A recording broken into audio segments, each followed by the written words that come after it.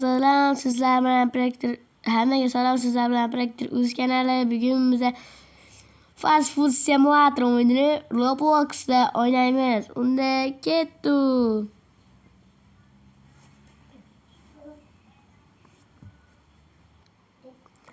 O'zbekistonning Wi-Fi.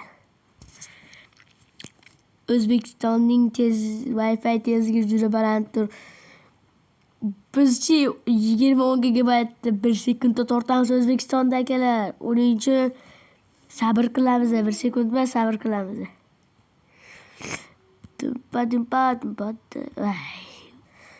Buni qanaqa qilib to'g'rilaydi? Kim ayta oladi? Wi-Fi ishlab turibdi.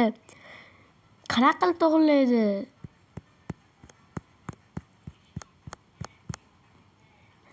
Men qaytadan kiryapman Robloxga. Ko'ramiz nima o'zgaradi ekan. Kimdir shu holat bo'lgan. Oz to'g'rilab videoni qo'yaman. Voy, nimadir qilib, ammo o'chirib yuborganim yo'q Robloxda. Anaqasini qildim. Ma'lumotlarni o'chirdim, oxir ishladi. Nimaga hozir video olayotganimda ham shunaqa bo'ladimi? Oxirgi variantim Roblox'da o'chirib tortish.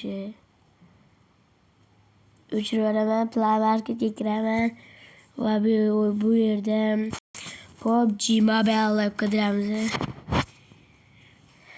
Oxirgi variant YouTube'dan ko'rish. Endi YouTube'dan ko'raman deb qolsam, kirib qoldi. Desam, odam emas ekan bular. Akalar uzr.